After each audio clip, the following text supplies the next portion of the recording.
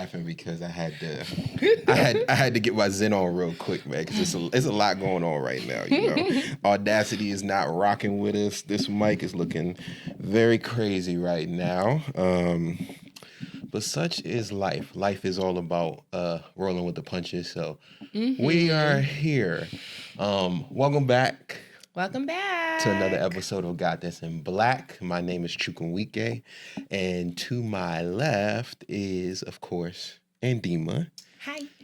No guests today. Just us. Just us. We was like, you know what? It's the end of the season, you know. Let's just rock out with the game. Let's rock out with our people, you know. There's two friends talking about fashion. Let's take it back. Exactly. Okay. Yeah. Episode 10. Episode 10, you guys are Season 1. You're getting all the behind the scenes nonsense that's going on. I think we're just going to have to, y'all will see everything this time. We're not trying to make this too glamorous. We're not trying to cut it. I was going to cut it, you know. You want to cut it? We're going to break the third wall. Like, you know, we could. We'll see. We'll see what happens on the cutting room floor. If we're going to break the third. You heard the little reference? Yes. Shout out. Rachel, shout out. Omondi. Are we going to do it or not? Because if we're not going to do it, I'll redo the intro if we're not going to break. He's going to cut it together. He's going to cut it together. Yeah. Okay. Visual Media Group, it's in your hands. But yeah, welcome back to another episode of Got This in Black. It's your boy Chukwuemeka the Kid, and to my left, who is normally to my left, there's sometime my left. This is my co-host, the better half of this podcast, Andima. The prettier half. I'll let it ride, okay? You know what? I'm going to shout out black women because... I beat my face today. I beat the shit out of my face today, so... I'm going to shout you out because when I went into the bathroom to wash my hands, I saw Andima's edge control and toothbrush, and I just have to say that I appreciate all the work that goes into the art I went to the beauty supply store last night. It was not, I was doing a lot. Yeah, I appreciate all the work that goes into the masterpiece that is a black woman. So shout out to you guys. Have y'all seen those big tubs of gel that are literally like, they are this big? I bought 2 of those. Oh, you wasn't playing? I was not playing. Okay. I was not playing. All right. So I think first thing we want to talk about, because, I mean, this is a fashion podcast, and what is happening now? Fashion Week. So let's talk about it. I think specifically let's talk about New York. You know, we are in America, so we're going to talk about in America. New York Fashion Week, but shout out to our international viewers as well. And I also will say where are the majority of new black emerging fashion designers showing New York Fashion Week, and it is very fucking exciting. So we need to talk about it. Exactly. So first, now we know that New York Fashion Week and fashion, the industry in general, is an exclusive industry. Part of the reason we started this podcast is to democratize it, kind of peel back the layers and talk about it. But in its exclusivity of Fashion Week, we wanted to highlight, you know, a lot of the black brands that were shown at Fashion Week and talk about, is Fashion Week becoming more inclusive? Shown at Fashion Week and shown, I don't know what like called like off Fashion Week, like off Broadway, but like, you know, have had some sort of event or situation happening around Fashion Week, because there was a lot of that as well. We want to recognize the people who are hustling in that way. Exactly. So do we want to just name some of the... I have a list of some of the people that I saw, at least on the New York Fashion Week website. Let's get into it. So I'm going to probably butcher some of these names. So oh Lord, do I need to say them? We pray for grace in the beginning. Faye Noel, Tiffany Brown Designs, Ajovang, Harbison, Izayla, Madame Adassa, Muehleder, Ndigo, Sammy B, Jessica Rich, Kwame Adusei, Vavvoune, Khiry, Sergio Hudson, Ashya, Studio 189, Marissa Wilson, Who Decides War, Telfar, Dur Doux, Frederick Anderson, Advisry, Black Boy Knits, Kevin Hall, Sukina, Theophilio, you dig your shit. Kenneth Nicholson, Bed on Water. So, yeah, those are some of the people that I saw. So shout out you guys showing at Fashion Week. But I want to talk about the innovator that is Telfar Clemens. I think he always finds a way to stand out in a way that just makes sense. Like his brand breathes inclusivity. It does. And it really even does. during Fashion Week, which is one of the most exclusive events where everybody cannot get in, even though some of you influencers were sneaking in shout to you on the TikToks. Y'all figured out a way. Y'all was doing your thing. Y'all was on your slide stuff, scamming. man. We gonna scam our way. Yeah, man. Shout out to Let's them not call it scammers. scamming though, because Finessing. you're democratizing fashion. That's what you're doing. You are the finesse. to your core. It's you don't need the invite to get in. You'll make it work. The Finesse Federation, that's what I'm gonna call y'all. But Telfar decided, instead of doing the show, he did a pop-up.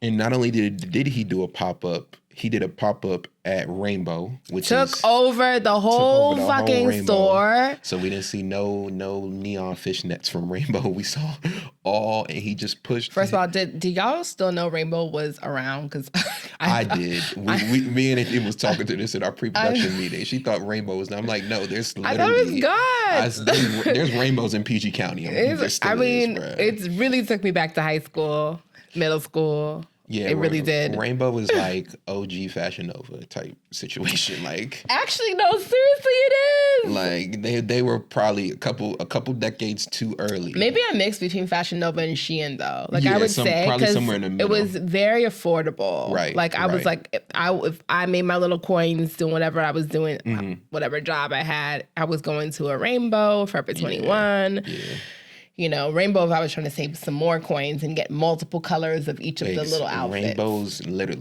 the name is perfect. They had every single color. Shout out to all my... You want to say green, red, yellow, purple. All my girls in PG light County. Purple, lilac.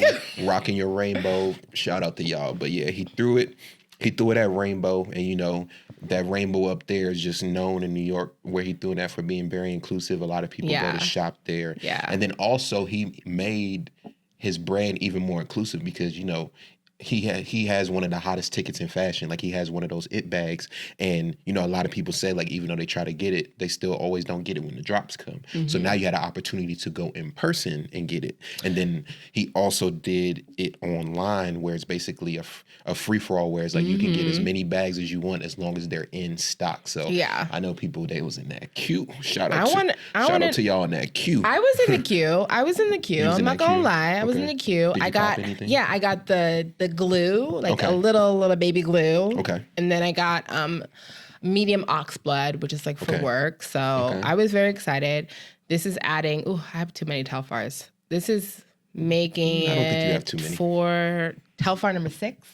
I don't think you have too much. This one? I don't think you have too much. I think that's one of those bags, especially because it's monochromatic and can go with anything. It's different sizes. It's just like it's a nice go-to piece that can kind of stick with anything. So it's like it's one of those. I forgot when I'm thinking back to a staple piece. Yeah, maybe a staple piece. I can't think of the word that. When we were in our stylist episode, when we were talking to our two guests, I forgot what she called it, but I'm blanking. So, but yeah, one of those pieces that you need. It's like an essential thing. Like you get pieces that kind of stick out, but then you need. It brings the outfit together to just have something that's like a core wardrobe piece. Right. Exactly. I definitely agree with that. Yeah. Did you watch the IG Live at all? No, I did not get to watch that. I watched a little bit of it. So I was at Afropunk during the whole thing, and I made a decision to not go, even though I really wanted to get video of it or a photo of it or something. But I listened to IG Live, and the way that it was organized and the fact that it went live when they did it also I feel like was democratizing in a way to see you could easily even if you weren't able to make it, you could watch and see what was happening and the excitement of it. And there was a shit ton of excitement. But also it seemed very well organized. It was you got tickets beforehand for you paid ahead of time for the amount of bags. And then when you went to the store, you just picked up the amount of bags and you could leave based off of how many tickets you had. So I thought it was very organized how it was done too. So it's you can tell Telfar is he is very intentional in the way that he puts everything together. The thought that goes behind it it's just done very, very, very well. Yeah, it definitely is. And we appreciate your intentionality. We appreciate your commitment to being an inclusive brand. And the bag is dope. Like, it's a simple, like, monochromatic bag, but it's a nice piece, especially when you have, like, the colors bring out your fit. Like, it could take an outfit to the next level off a very simple bag. So we appreciate Telfar. And we're gonna get you on this podcast one way or another. We'll figure it out. But I might know somebody that knows somebody that knows somebody. Might 6 degrees of separation. Yeah, tap we a can make couple it people. work. Yeah. I just also feel like that'd be a fun conversation. It would be. Like, can we talk about what was the candle that he used to talk about? Was that him or Brandon Blackwood? No, it was him. Telfar. It was cocoa butter, weed, and sweat. Cocoa butter, weed, and sweat. Like, where is that candle? Like, I want him on the podcast to be like, hey, like, I want that candle yesterday. Like, I'm gonna have like a house, like a house party, like, but not like a sweaty house party. I'm gonna just have a house party that's like, okay, a couple friends like drinking it and playing games, and I'll be like, light the candle, right? Exactly. Set the mood, set the intention for the night. Mood. You know that smell when you come in. You already know what's good. Like, it'll be a good night. Don't even play. So yeah, shout out to Telfar. We appreciate you. Did you catch any of the shows? So I did. I didn't catch any other shows live, but I did look at Tier NYC. So they had a showing that actually came along with Harlem Fashion Row. So Harlem Fashion Row highlighted 4 male designers. I love Harlem Fashion Row. Tier being one of them. Did you watch the awards? I'm sorry, I'm jumping around. Let's go ahead. I did not get to watch the awards, but they highlighted Charles Harbison Studio, June 79 by Sean Peen, Jonathan Hayden, and Tier, the brand who is Nigeria Ely, Victor James, and I'm gonna butcher this, Esai Gene Simmons. So I'm sorry if I butchered your name. Please forgive me. But those are the brands that showed at Harlem Fashion Row's fashion show. So in their own New York Fashion Week. So I did catch Tier. I liked a lot of the stuff they went. I'm sorry. Can we just give a quick round of applause for Harlem Fashion Row and like what they've been doing for years? Yes. When we are not given space, we make our own space, and we do a damn good job of it. So shout out to Black Fashion Fair as well too. Exactly. Yeah. Like, which also, that's funny. I went to a Black Fashion Fair event, and Tier was one of the sponsors. So it's like, is it Black Fashion Fair or Black Fashion Council? Black Fashion Fair. Okay. Yeah.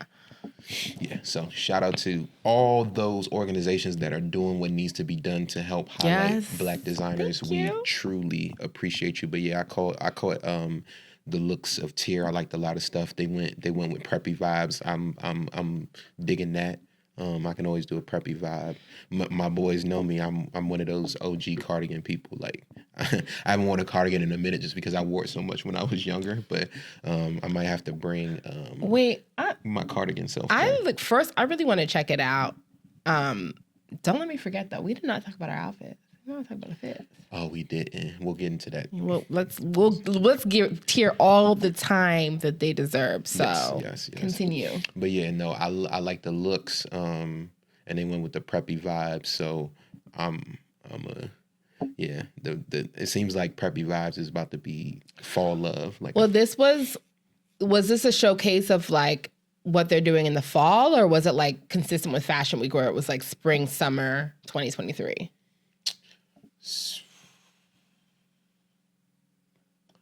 It is. I'm not gonna lie, I don't remember. It's good. It's all good. But I saw the pictures. I mean, it's stuff that could be worn in the fall or spring, honestly. Okay. Because it wasn't any it wasn't any like heavy like overcoats and stuff like that. So I guess it could be spring, summer. But I mean, whenever them pieces drop, I can rock those in the fall as well too. Right. That's the interesting thing about streetwear. It's like it's not as seasonal. Exactly. As you can wear a hoodie in October, you can wear a hoodie in March. You can wear a hoodie year round. I see people during the summer. It'd be hot. People still be wearing hoodies. So I know they're hot. It's actually that time. It's funny because I just see this joke online, but it's actually that time in the DC, Maryland, Virginia area where it could be like 50 degrees Monday, then like 90 degrees on Tuesday, then it'll be like raining and 60 the next day. It's really disrespectful. Get it together, DMV. Yeah, it's like you're on your way to work and you got one completely different outfit, and when you get off, you got another one because it's extremely hot. So, yeah. But yeah, Tier definitely has some dope pieces that I liked. So shout out to you guys. You guys did a good job. Did you catch any shows? I did. Of course. I had to, immediately I'm always looking at what Laquan Smith is going to do. And I will say this is probably one of my favorite collections. Okay. It was very bright. Like, it actually was interesting because it seemed very complimentary to Telfar, just with like the colors that he was using, the vibrancy and the pieces that he put out for this spring summer collection. There was a lot of low rise. There was a lot of like hot, like bright colors, like fuchsias and greens and blues.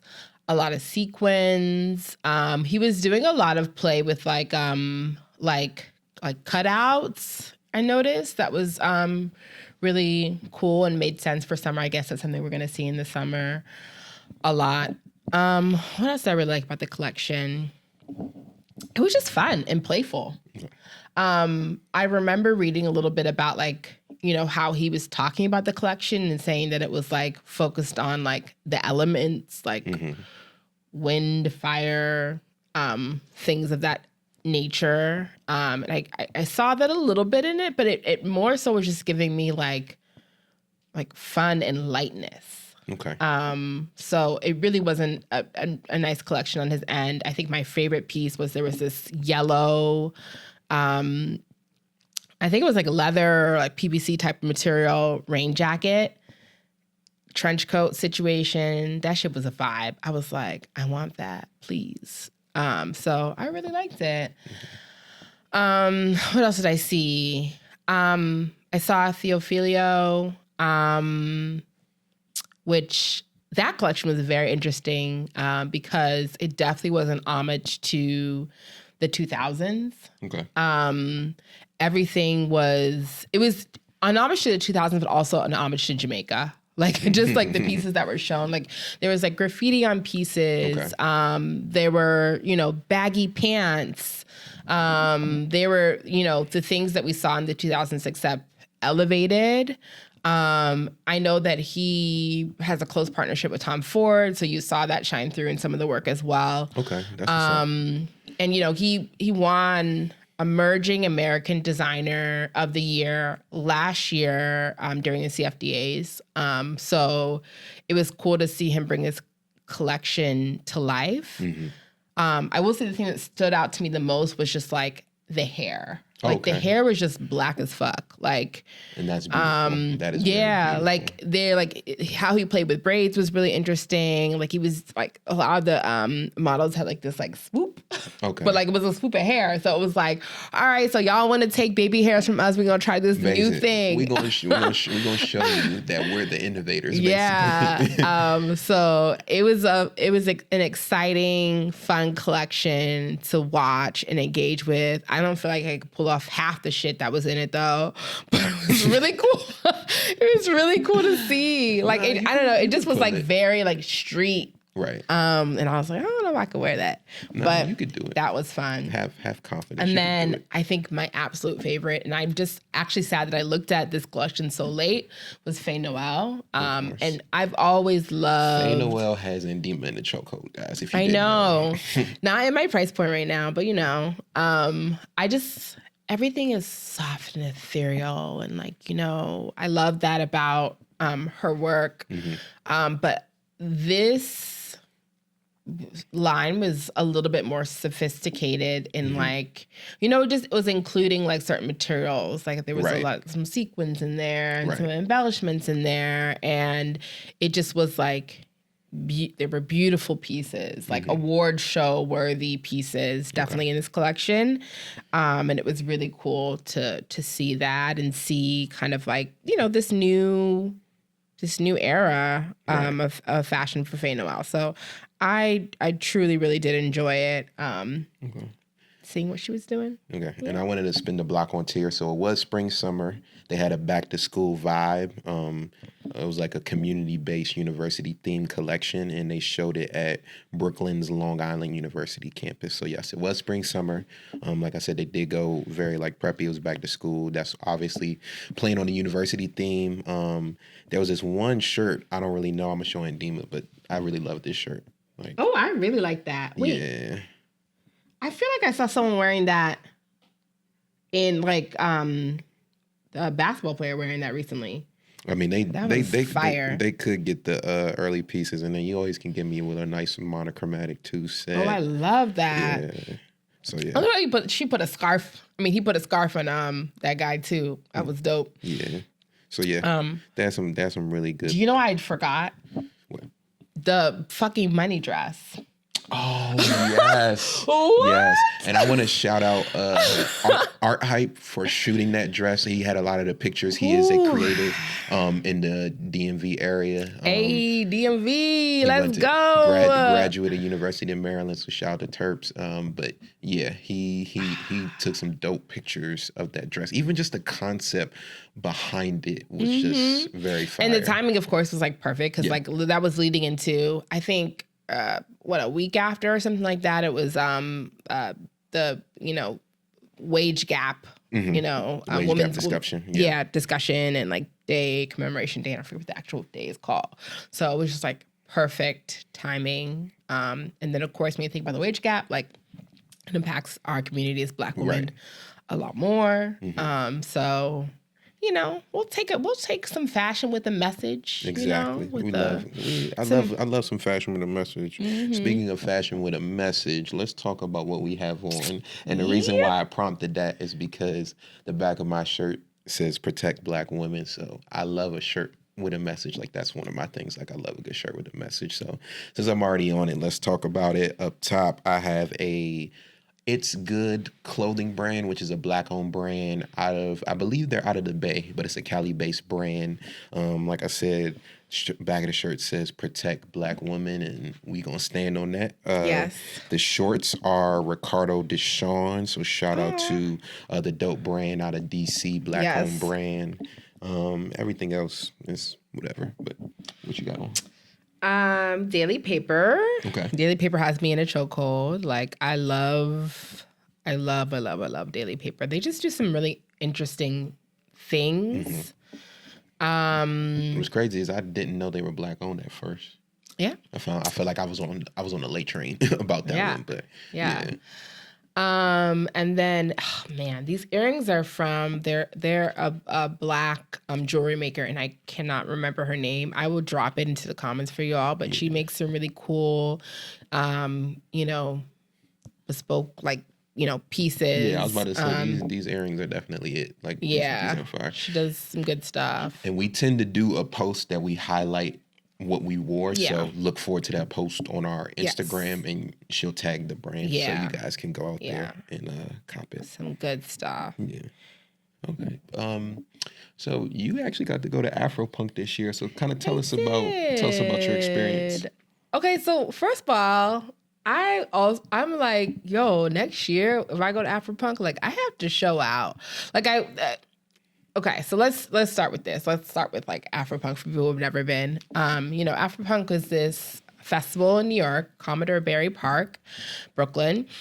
And the whole concept idea behind it was, keeping in mind that Black people are not a monolith, okay? So we're into rock, we're into heavy metal, we're into rap, we're into country, we're into everything. We invented a lot of those genres too, but continue. Exactly. And so Afropunk was always like a mix of like, like R&B, like traditional, like Black musics, but then also like punk and rock side as well.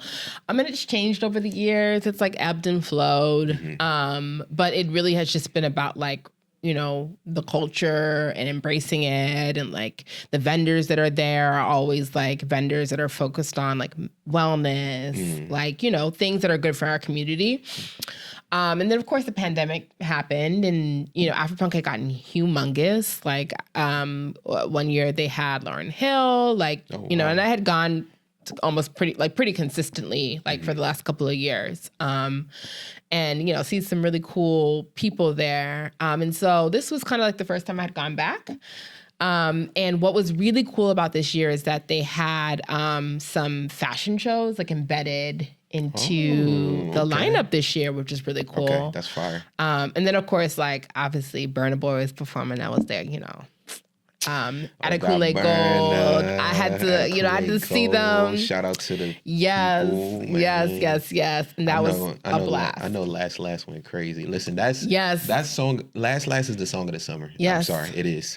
And let me just tell you, it was pouring, like, not pouring, but it was raining. And at this point, I had just lost my friends. And I was just there, like, once I heard Burna Boy come out, I lost everybody. I was in the zone, and I was like, yes. And I was just dancing by myself, dancing with the people near me, taking pictures of them. Like, they were like, it was just, I love how communal Afropunk is. Like, it just really, it's amazing. And I think next year, I definitely want to go back and, like, do more stuff with the podcast. Like, let's speak that into existence. Yes. Because it was really fun to see, like, podcasts from Afropunk. And a lot of designers there, like, you know, emerging Black designers, people doing fashion. A friend of a friend has a brand called Chief, which I'll shout out. We'll put their information down. And he was performing there, or not performing, but had his clothes there.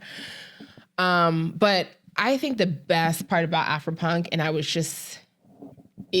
I feel like next year is going to be bigger, and this year was just like, it was just smaller than it had been in the past. It's just the fashions. Like, I just, like, all of the outfits, like, people have meticulously planned their outfits. Yeah, these are like whenever I see fits from Afropunk, it's like walking art pieces. Like, yes. It's mind-boggling. It's amazing. Shout out to everybody who does their thing at Afropunk, because, man, the pictures just be given, dog. Like, I'm not gonna lie. I was like, shit, what am I wearing? Like, I walked up to my friend. She was wearing like a cowgirl hat with like gems falling down from it, and then, like, you know, like, her whole ass was out. Like, but the outfit was given. All her friends had matching, like, clear umbrellas. I said, y'all really came to slay today. Yeah. Like, I love the fashion in the style. So next year we'll definitely be there. I'll be shooting all your outfits, because it's just a great vibe, a great experience. I saw Theophilus, you know, he had a fashion show during the event, and that was just really cool that he prioritized and said, oh, this is where we want to also show the fashion. Gotcha. So it was a great experience. No, that sounds fire. Yeah. Okay. And like around the same time as Fashion Week, like, talk about democratizing the fashion. Like, you could go to Afropunk and see, shows. You know, these shows, it's like and the clothing. You didn't have to choose. Exactly. Like, you could get the full experience there. So it was really awesome. That's pretty dope. All right, so that's Afropunk, man. Next year, we're speaking into existence. Yeah. Got this in black. Y'all gonna see us. I know we talked about it a little bit, but again, Harlem Fashion Row, thank you. So, you know, they had this old Renaissance Forever takeover. They had a hybrid in-person and virtual presentation. They had their award ceremony. Some of the honorees were Zarina Akers, Christopher John Rogers, Leah Kabede, Freddie Leba. You know, then they had their fashion show, like I stated earlier, with those 4 Black male designers, Tier, Jonathan Hayden, June 79, Charles Harbison Studio, who had a, I'm blanking, he had I forgot what brand he had a collection for. It was like, not PacSun, it was something like that. You forgot my favorite awardee, Ade Sample. Oh, yes. Of so course. Proud. So proud of the girl. Yes. Shout out to Ade. She's awesome. But yeah, like, Harlem Fashion Row, like, we really appreciate you guys. You guys are really doing it. Really giving these people an opportunity, Black designers, your own award show. I love it. Yeah, shout out to those people who won as well too. Yeah, Zarina's been doing her thing, bro. Always. Zarina's though. really like, always been consistently. like Zarina's really been killing it. So I gotta shout you out one time, especially because she's from the set, she's from the home, you know, she's from PG County. So I'm a little biased, but I love Ade as well too. I didn't know she was from PG County. Yeah, she's from PG County, so she's the home team. But I love Ade Samuel as well too. That's that Niger connection. You already know. Yeah, I mean, I think in general, like Fashion Week becomes more and more exciting for, you know, Black stylists, Black designers. Like I'm really I'm encouraged by like the changes that have been made. There's still a shit ton of work to do. Definitely. But you know, there's some strides being taken, some moves being made. Like it's really cool to see you know, that we've got these spaces and, you know, our events are being talked about at the same level as like, you know, the folks who people have been talking about forever, the Vogues of the world, you know, Women Wear Daily, like all of these different entities, like we're being talked about just as much and their designs are being talked about just as much. So it's really encouraging and exciting. Yeah, they're finally catching up to the party. We appreciate the partnership. It was a partnership with LVMH, so that is always helps when you get a big fashion brand to fund your stuff. That is always key. So we definitely have to, you know, keep, you know, taking advantage of situations and partnerships like that to be able to showcase and do what we need to do to continue to open a door, continue to funnel more and more dope Black designers in, continue to make it more inclusive, continue to put those Black designers in the spotlight as well, because I'm gonna keep saying it, we are the sauce. Like we are the sauce. Like we are the chefs in the kitchen making this stuff. So we should be the ones getting highlighted. We should be having more ownership positions. We should be seated high up in all these companies. So, you know, we're coming for it, you know, like brick by brick, as a Franklin said. We're gonna build this joint. Yes. And nobody's gonna take it back from us. So Yep. Well, I mean, and we talked about Fashion Week. I think also, you know, we gotta pat ourselves on the back as well. Okay, hold on, let me sound like I need to get my my champagne. Sound like I need to reach down and grab my champagne since we are patting ourselves on the back. Yeah.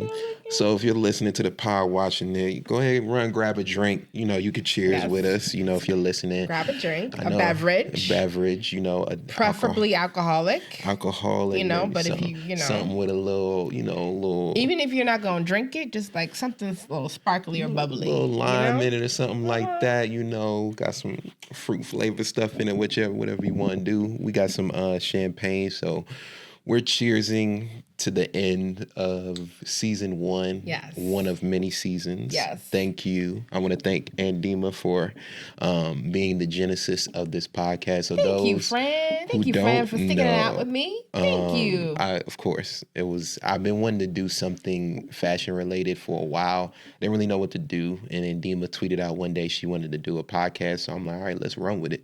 And so we've been working together ever since. Put the blueprint together, came through. Shout out to Isang, even though he had to step away. We appreciate all the work that you did. A lot of the ideas as well too, and the name actually came from Isang as well too. So all the stuff that you did, we were a 3-headed monster. Then we had to pivot, shift to being a 2-headed monster. So you know, the latter half of this season, it's definitely been a learning curve. It's definitely a lot, but definitely the product has been good. It's been fulfilling and refreshing to kind of see like the end product. And this is and really fun. And like we've learned so much. Like you know, it's very interesting to revisit and come back to something that you were very passionate about and reintroduce it into your life. And it just made me really appreciative of like all the work that Black creatives have been doing these, you know, since forever, but like specifically I can say, you know, to see it from like when I first had the interest to where we are now, like, man, we really have disrupted the system in a phenomenal way. Right. And it's really cool to look back and see what has happened and what continues to happen. Right. So, and this is work. Like, I'm not gonna lie. Like, it's a lot more work than I expected it to be to do a podcast. I thought we were just gonna record, boom, boom, boom, everything gonna be good. But adding video was a whole different animal that we didn't know we were signing up for. But I don't think we can run away from it now because I tend to watch a lot of podcasts via video. So I was one of the main people kind of pushing for like a video experience because I felt like it would grab a different crowd. Plus, you know, this is fashion. We get to show off our fits and stuff like that as well too. So show off the feet. Yeah. But do you have a favorite moment or moments from season 1? Ooh, that's a lot. Wow. I'm not gonna lie. I really like enjoyed episode 1. Because it was getting at like the fiery, like angry part of like why we're doing what we're doing and the lack of representation. And it was, you know, one, I learned a shit ton, like by just doing research and just like looking at like what the commitments had been made, you know, after George Floyd was murdered and like, have they panned out, have they not? And Majority. I think season 2 we need to do a run back and just to see because I feel like you guys made a lot of promises. Let's see. You guys made a lot of promises. Fact check those promises. And I don't think you guys are holding your end up at a bargain. And that's because there's nobody there to really check you. You guys can make these bold statements and then nobody's checking you.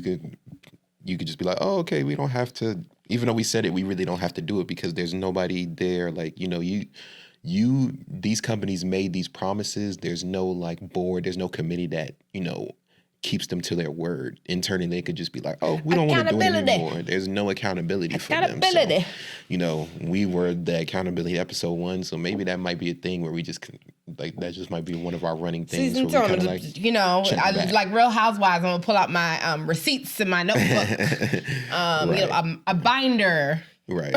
Yeah. So. Okay. Yeah. No. Episode 1, I love that. I think so. I'm not gonna lie. I feel like it just reminds me of Joe Budden a little bit when he was just like, bro, I don't want to talk to none of y'all. Like when we started this joint, we were game planning. I was anti-guest. I'm not gonna lie. I was just like, yo, it's us 3. You know, let's just push ourselves. But adding the guests added a very dope dynamic that I actually appreciate. So I'm actually looking forward to do more guests. Shout out to our first guest, Faye Mancho. Actually, that was Favorite Gems. I love that episode. Yeah, I love that episode. I really did. I learned so much. I was like, I'm shopping like, the best like clothing quality I can that helps the environment. Like I'm not buying all this stuff from Shein. Like that was a great episode. Great episode. Sean Collins' story was just, man, that was one of them ones. Like if you haven't watched Sean Collins' episode, go back. I think it's called Got Muscle. His story is just amazing. And shout out to you because honestly, I didn't know if he was gonna come because he has a pretty big following. So just you never really know what these people are like, but so humble, so down to earth, just a very cool and man, like he's just talented, man. Just like God is really blessing people with some talent. I saw something in his timeline the other day. I was like, I want these fucking shoes. Exactly. When are you going to produce these? There were these platform I don't know, like loafers. I was like, yep. So one down. He's one of them ones. And then I really appreciated our convo with Muehleder and Yogi. That was very educational. Muehleder got me hip to a lot of the stuff of Annie. So that was pretty good. That was just a good discussion. I feel like with all our guests, we have good discussion. Our style episodes with Dejanay and Kemi, like oh yes. Like that was. I still look at their social media and like I think Dejanay had posted something like what did you learn from what have you learned from me? And I just really wanted to put about like how her and Kemi had triggered me. Like they told me they were like, yeah, why are you holding on to those clothes you can't fit anymore? And I was like, why are y'all triggering me? Like, I'm gonna just give me one more year to just see what happens. but they really had the keys when it comes to like bringing your style together. So yeah, we did it. Really I think them. we did, and pat ourselves on the back again. I think we did a good job of curating some very talented guests that you probably have not heard of that gave you a lot of good information. Yeah. So make sure you go back and watch these episodes and pick up some things. It was pretty good. So, but also tell us like what you would like to see, like who you would like to see.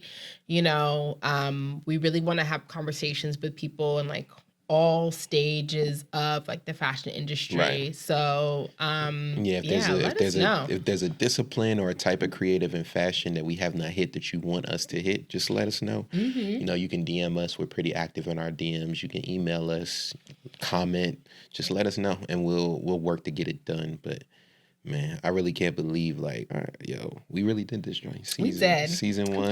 Hey, fine. Oh, are we gonna share it? Wait, I need more champagne. Y'all, but just drinking this.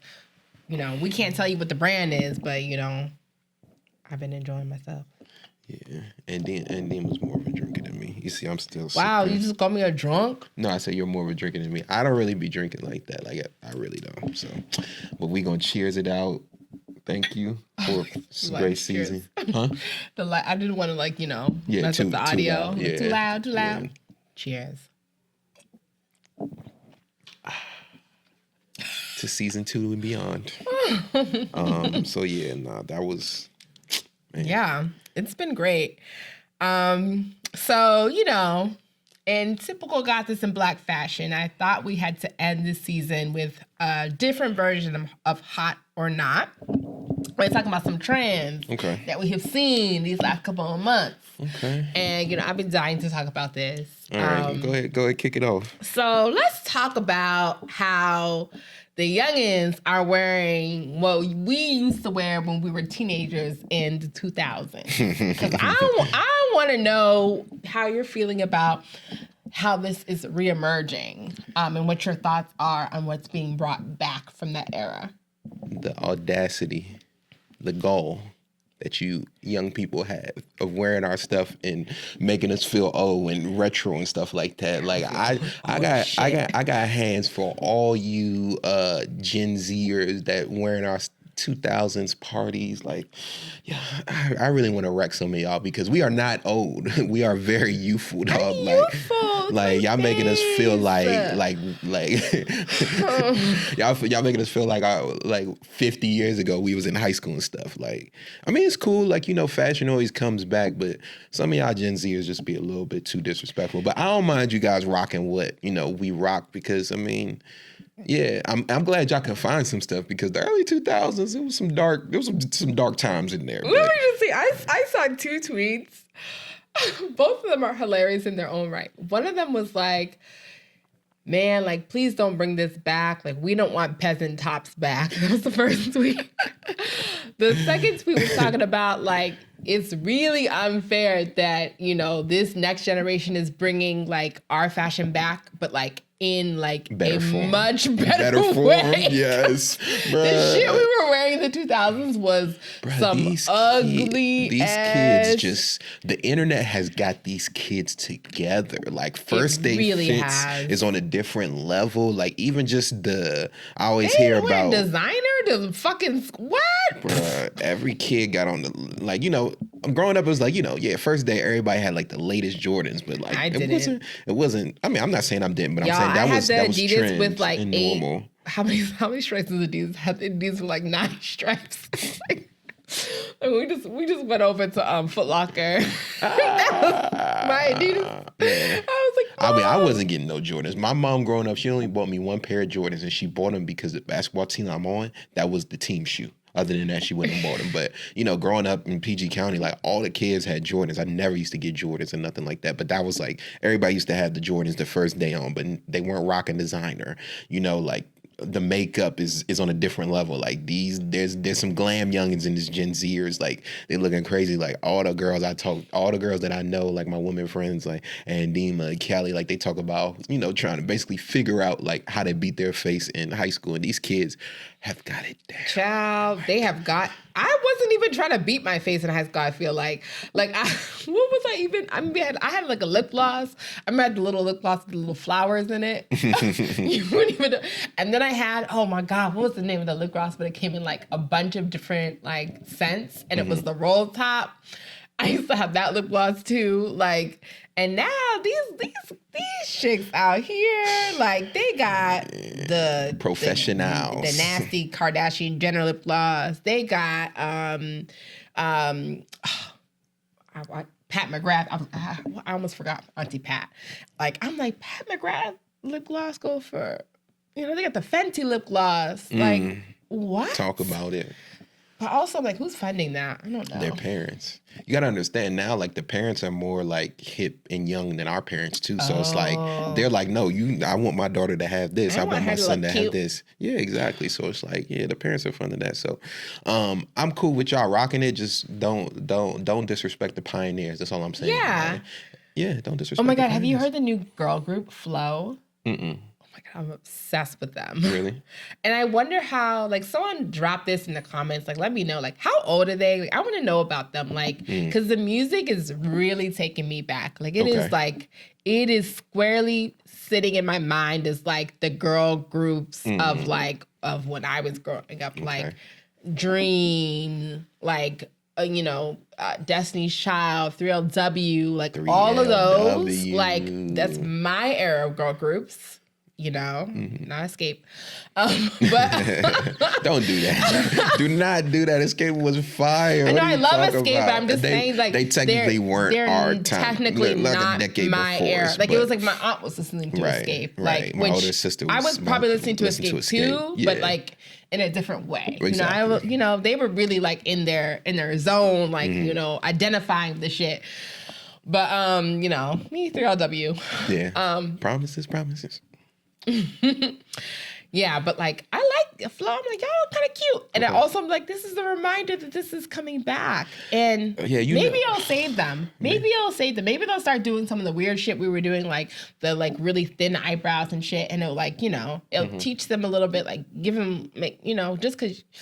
Like adopt those ugly styles, so y'all. Yeah, y'all gotta learn. Y'all gotta go through it. Your egos will go down a little bit, and you might learn a little bit that way because that's how we learn. Yeah, because the eyebrows were too thin. Y'all definitely got to go through that. So yeah, I'm cool with that. So something I've noticed, and we kind of discussed this. How do you feel about men in skirts? Men in skirts. Yes. How do you feel about it? Because we talked about with Dejanay and Kimmy, they pointed out that men's fashion is being feminized, and I think just over the last couple months, I think it's more than normal. And what really sparked it is I'm showing you this picture. Oh, I saw that. That's Kyle Kuzma for Puma. Winnie Harlow's boyfriend. That is tough. I apologize, Kyle, that you are known as Winnie Harlow's boyfriend, even though you are a professional NBA basketball player. Sorry, it's okay. Step your game up, my boy. It's okay. I love her. It's okay, bro. It's okay. It's okay, bro. Like he's an NBA champion. It's okay though. But yes, Kyle, what even sparked it is just like, again. So first of all, shout out to June Ambrose. I love you. You are an architect, a pioneer behind the system. I was leaving New York and I was driving out and I was like, who's that beautiful woman on the sidewalk? It was fucking June Ambrose. She's and gorgeous. She looked stunning. She's gorgeous. I said, this woman, there is not a wrinkle on her face. She is beautiful. Gorgeous. Like, I'm just driving and I like almost like had an accident because I was like, who is that? And I was like, I know who, June fucking Ambrose. Sorry, that was just an aside, but like, I was so like starstruck, like, and I was in a car. Can you imagine if I like saw her in the flesh? Oh my God. So yeah, so she's a creative director at Puma, doing a lot of sports stuff. So Puma had a show for New York Fashion Week, and she's the one that put Kyle in this puffer coat skirt. And I want to know, how do you feel about men in skirts? Yeah, so, I like it sometimes. I think it kind of depends on who's doing it, if they have the ability to pull it off. Like, I feel like Kid Cudi can wear a skirt. That man can wear a skirt. Okay. I feel like Jaden can wear a skirt. Okay. Like, I feel like the people who have chosen in most instances to wear a skirt can do it pretty well. Now, I do think about this episode of Blackish, and like, and I'm just, I'm being honest. Like, I want people to do what feels comfortable to them. Mm-hmm. And I just had to own the fact that, like, if I have a man, he decides to wear a skirt, like, I might, on first take, feel a certain way. Like, I might just be like, the gender construct and confines that we have, like, are very strong, and you adapt it, like, you adopt it, like, as your own. The Bubbly. And so I feel like if I like had a boyfriend, he was wearing a skirt, I might feel a way. But I also feel like if he looked good as shit on him, I'd be like, wear that, babe. Like, it looks good on you. So I don't know. So basically, your thing is, if you can wear it, wear it. Exactly. If you can't. Exactly. And I am the complete opposite. I'm tired of seeing all you men in skirts. Leave it alone. Give it up. I know, kilts are kind of sexy. Like, you can wear a kilt. I like that. I'm tired. Like, I felt like that was just like, for me, that was like the straw that broke the camel's back. That big puffer skirt, I was just like, no. In the name of fashion, every time, push him to the edge. I can't. Push him to the edge. Personally, I can't. I'm over it. Can't stand it. Tired of seeing Kyle Kuzma in skirts. Tired of seeing Russell Westbrook in skirts. Jordan Clarkson in skirts. All you NBA dudes in skirts. They're all wearing skirts. They the ones. Break the patriarchy. What's his name? I love them Tom Brown skirts. Oh my gosh. Oh, Tom Brown can do a fucking skirt though. Oh my god, I love Tom Brown. First of all, to me, it don't look good on you, dude. Like, that's the main thing for me. Like, to me, it don't. You got some nice calves. You got some nice calves. Yes. Let me see that peeking out from the bottom of a skirt. You different. Sorry, y'all. I've had some champagne, so look at my real feelings about skirts. Yeah, and Ndima's different, but I'm there. It's almost the same as hoochie daddy shorts and thigh. Can I speak today? Thigh tats. Thigh tats. Okay. Thigh tats. Thigh tats. Thigh tats. I'm also probably hungry too. Thigh tats. Yeah. Okay. It's a little, a little peeky peek. Okay, so Ndima's feeling it. Me, no. Go put on some shorts and some pants. I'm tired of seeing y'all. I'm definitely a non-traditional gal. So, y'all annoying. The kilts, every once in a while, maybe, but it's like, yeah, that's not our culture. But if you want to tap into it, it's whatever. But there was a lot of like, solidarity after the Queen passed. I should not be laughing at that. I mean, Irish Twitter? When Irish Twitter and Black Twitter? I mean, Irish Twitter, Black Twitter, a lot of Caribbean Twitter. Like, there was a lot of oppressed people that was like, like, I'm not trying to say too much, but exactly. Like, that's all that needs to be said. Like, oh man. I'm like, you leave it at that. And you people that are mourning the Queen's death is really just, I'm not understanding you people. This person that tortured your country, put it in a place that's in, like, specifically. What's the name of that professor? Oh, yes. I think it was Uju. I cannot remember her last name. I follow her on Twitter. Yes. Most of my Twitter platforms. I think if we're going to do freedom of speech, you can't be condemning people for what they say. That's not freedom of speech anymore. She had her opinion, cool. You might feel like, oh, you can't celebrate death, or you shouldn't say that. Okay, that's your opinion, but she has the right to say what she says. Like, you got to understand, Nigeria wasn't a country before. We were a bunch of separate kingdoms that Britain came through and said, hey, we're going to smush you guys together for our benefits.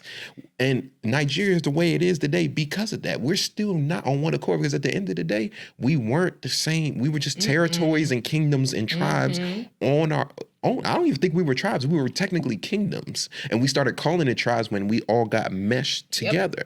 So it's like Nigeria is the way it is because of Britain. So no, she is a Nigerian woman. She knows the history of the country. Like, so it's like she's not she's not gonna be mourning the loss of a colonizer and a dictator and somebody who did so much harm and was behind the massacre of 3 million plus Nigerians. And honestly, she educated me a little bit. Like, I didn't know like the involvement of, you know, the queen and the monarchy in that situation. So like me understanding that had me messed up a little bit because like literally that impacted like my family's life. Like my grandfather almost died.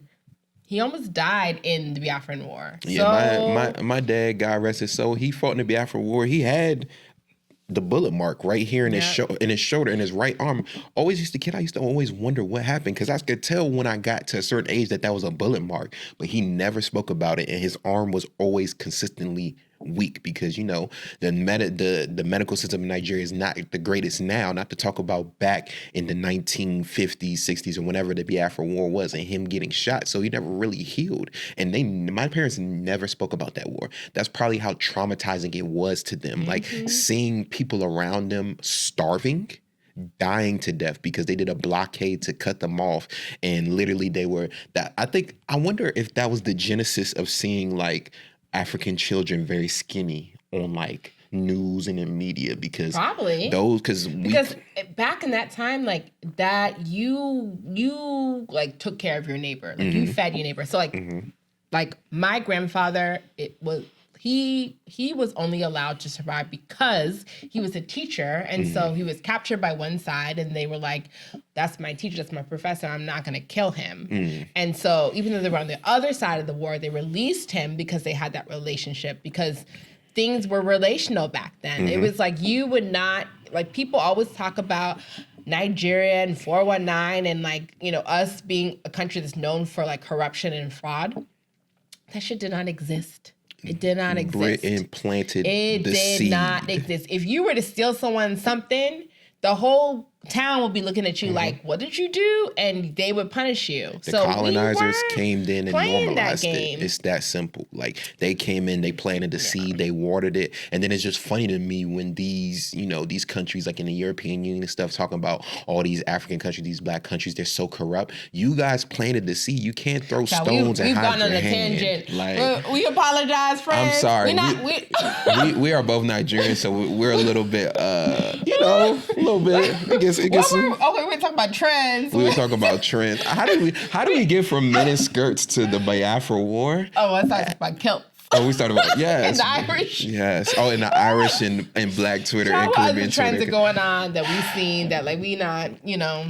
Well, no. What's about trends we like? Okay. We could talk about just trends in general. How do you feel about the sneaker and suit trend? How do you feel about men's wearing? I think we talked about this and I like it. You like it? Okay. I'm cool with it. It's cute to me.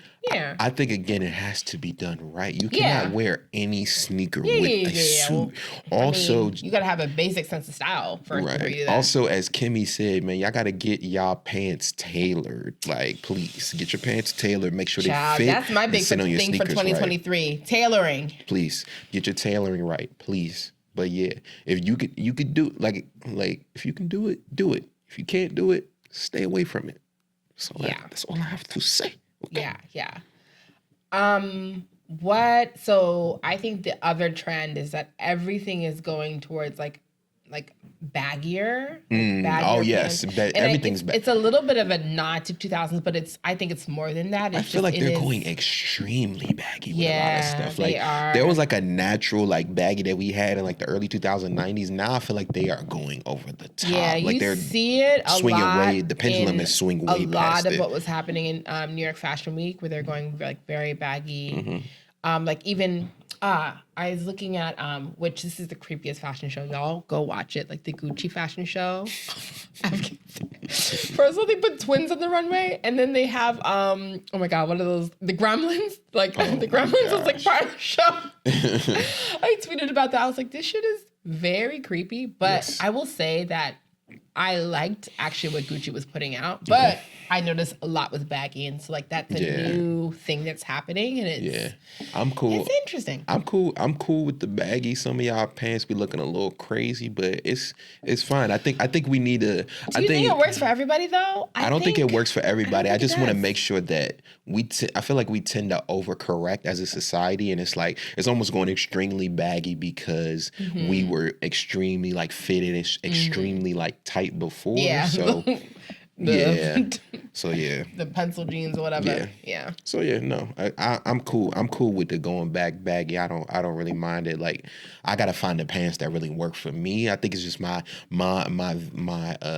fashion sense have been so much more fitted that it's some cargo, like baggy shorts and like a vest. Like, I don't know. For some reason I'm off cargo pants, and it's like it's not that they're bad or anything, but like I've just avoided them for a while. I don't know. I haven't been on cargo pants for a minute. I really want to get into cargo pants. Like, and maybe I'll swing back soon, but thing I want to I don't know. Get into. I've kind of been off cargo pants. Like I've been trying to figure out the pants. So like I've been like wearing like the dressy type pants. Like like I've been feeling like I got some of those that I want to bring out. That's always been you though. I feel like like you're like a dapper dude.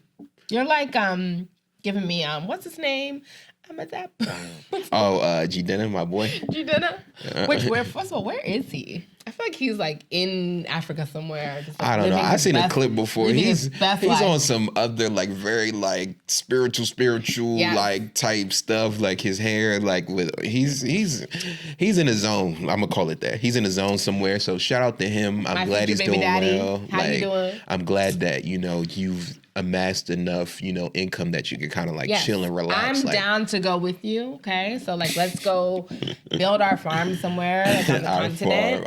I am down. Goats and chickens and stuff. Goats, chicken, everything. The turkey and all that stuff. Yeah. So that's one thing. When we have it on the podcast. One thing I miss about Nigeria is you see your food running around the yard a couple days before you cook it. I'm really going heavy on Nigeria today.